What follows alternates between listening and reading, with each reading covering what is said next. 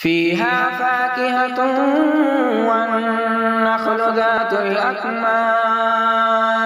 والحب ذو العصف والريحان فبأي آلاء ربكما تكذبان خلق الإنسان من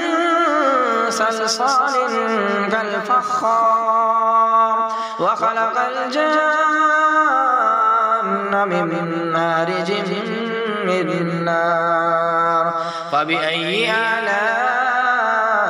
ربكما تكذبان رب المشرقين ورب المغربين فبأي آلاء